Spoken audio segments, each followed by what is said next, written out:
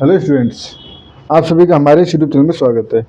Students, हम intermediate statics for economics paper solve कर रहे थे। क्वेश्चन नंबर 6A पे हम पहुंच चुके हैं। क्वेश्चन नंबर 6A आपको आपकी स्क्रीन पे शो हो रहा होगा, जिसको हमें सॉल्व करना है। ठीक है, क्वेश्चन नंबर 6A ये है हमारे पास, इसको हमें सॉल्व करना है। ठीक है स्टूडेंट्स, तो इस क्वेश्चन को सॉल्व करना चालू करते हैं। ठीक है, तो देखो स्टूडेंट्स, हमारे पास क्वेश्चन में क्या क्या गिवन है। हमारे पास गिवन है population, standard deviation,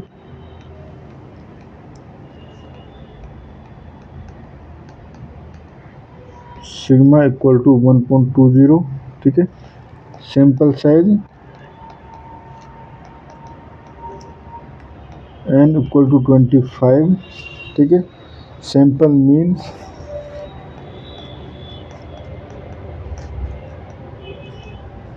x bar equal to 7.8 and hypothesized mean जो है, हाइपोथेसाइज्ड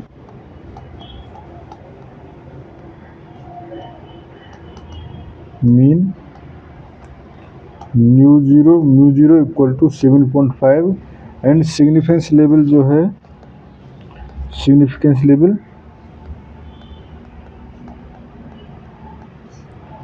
अल्फा इक्वल टू 0.01 यानी कि 1%। ठीक है स्टूडेंट्स, अब देखो सबसे पहले हाइपोथेसिस टेस्टिंग। ठीक है, तो hypothesis testing basically first part में हमसे हाइपोथेसिस टेस्टिंग पूछा गया है। एंड नल हाइपोथेसिस क्या हो जाएगा, म्यू इक्वल टू 7.5, क्योंकि हाइपोथेसिस मीन जो है ये है। And alternative hypothesis H1 mu not equal to 7.5। तो बेसिकली टू टेल टेस्ट हो गया, टू टेल्ड टेस्ट। ठीक है स्टूडेंट्स, ये हो गया। तो यहाँ से अगर हम टेस्ट स्टैटिक्स या हम कहें, जब देखो सिग्मा हमारे पास यहाँ पे नोन है। ठीक है, सिग्मा नोन है तो जेड टेस्ट हम यूज कर सकते हैं। ठीक है, तो since standard deviation and sigma is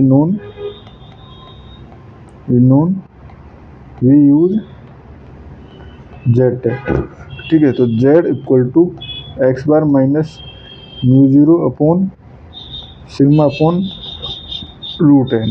तो ये हमारे पास यहाँ से वैल्यू पुट करोगे तो याद आएगा हमारे पास 7.8 माइनस 7.5 अपॉन सिग्मा की वैल्यू जो थी स्टैंडर्ड डेविएशन, वो था हमारे पास कितना, 1.26 1.20 अपॉन रूट 25। जब इसको आप सॉल्व करोगे तो आपके पास वैल्यू आ जाएगी 1.25। ठीक है, अब क्रिटिकल वैल्यू देखें जेड की एट 1% लेवल। ठीक है, तो Z critical from Z table. ठीक है, जेड टेबल से देखनी है तो ये आपके पास हो जाएगी प्लस माइनस 2.58। ठीक है, तो डिसीजन अगर हम देना चाहें तो डिसीजन, ठीक है, तो देखो mode of Z equal to 1.25 आया था, which is less than 2.58। Do not reject null hypothesis, do not reject null hypothesis. ठीक है, तो इसका मतलब हो गया there is no significance evidence that the mean thickness differ from 7.5 millimeters. ठीक है, सेकंड पार्ट में हमसे पूछा गया है probability of type second error,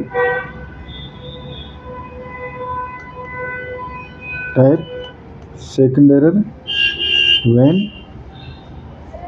mu equal to 7.3।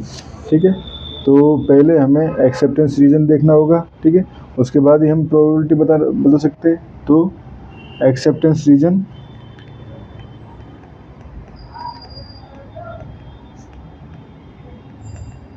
ठीक है, तो एक्सेप्टेंस रीजन देखो हमारे पास मीन कितना है, वो तो 7.3 है। ठीक है, तो एक्सेप्टेंस रीजन निकालने के लिए हमें देखो जेड इक्वल टू ये था हमारे पास 2.58 से यहाँ पे हमारे पास क्रिटिकल वैल्यू थी, तो यहाँ से हम कह सकते हैं -2.58 less than equal to Z less than equal to 2.58। तो ये आ गया हमारे पास एक्सेप्टेंस रीजन। अब इसको हम कन्वर्ट करें हम एक्स में, तो X bar equal to mu zero plus minus Z critical value, ठीक है, इनटू स्टैंडर्ड एरर, या हम कहें सिग्मा अपॉन रूट एन, ठीक है, यहाँ से इसकी तरह से भी, ठीक है। तो ये हो जाएगा हमारे पास, तो यहाँ से हो जाएगा हमारे पास 7.5 प्लस 2.58 प्लस माइनस 2.58 इंटू 0. ये हमारे पास हमने निकाली थी वैल्यू, ये 120 अपॉन रूट 25। तो आप जब इसको निकालोगे तो ये आपकी वैल्यू हो जाएगी 0.24 आएगी इसमें, ठीक है। तो ये हो जाएगा 0.24। तो यहाँ से अगर 7.5 प्लस माइनस 0.6192, तो यहाँ से हम कह सकते हैं एक्सेप्टेंस रीजन जो हो जाएगा वो हो जाएगा 6.8808 8.1192, ठीक है। अब हमें बीटा यानी second type of error compute करनी है जब म्यू इक्वल टू 7.3 हो, ठीक है। तो now assume true mean is 7.3, ठीक है, यानी हमें एक्सेप्ट करना था, बट अगर हम रिजेक्ट कर दें तो सेकंड टाइप ऑफ एरर आ जाएगी, ठीक है। एंड हमें फाइंड करना है, we will find beta equal to probability of, ठीक है, 6.8808 less than equal to X bar less than equal to 8.1192, जब म्यू इक्वल टू हमारे पास गिवन है कि म्यू इक्वल टू 7.3 है, ठीक है। तो पहले हम इनको जेड की फॉर्म में कन्वर्ट करेंगे, ठीक है। तो इसमें जेड की फॉर्म में कन्वर्ट करेंगे तो देखो जेड इक्वल टू या Z1 इक्वल टू ये 6.6 तो ये हो जाएगा 6.8808 माइनस 7.3 अपॉन ये हो जाएगा हमारे पास सिग्मा अपॉन रूट एन। तो ये 0.24 हम कैलकुलेट कर चुके हैं सिग्मा अपॉन रूट एन, ये वाली वैल्यू, या हम कहें ये वाली वैल्यू, ठीक है। तो ये आ जाएगा आपके पास, जब सॉल्व करोगे तो नियरली अबाउट -1.75, और Z2 इक्वल टू हो जाएगा हमारे पास इस तरह से 8.1192 minus 7.3 upon 0.24 equal to nearly about आ जाएगा ये 3.41, ठीक है स्टूडेंट्स। तो अब यहाँ से हम प्रोबेबिलिटी देखें, तो from Z table probability of Z less than equal to -1.75, ये होती है 0.9997, and probability of Z is less than उल्टा लिख दिया मैंने, probability of Z less then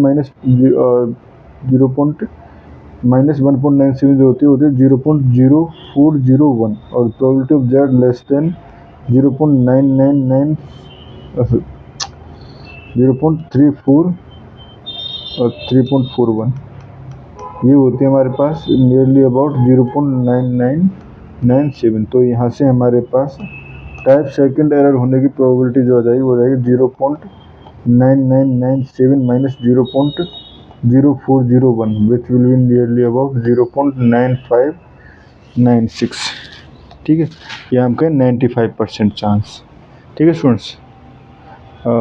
यानी कि प्रोबेबिलिटी जो है तो very high probability of type second error, very high probability of type second error,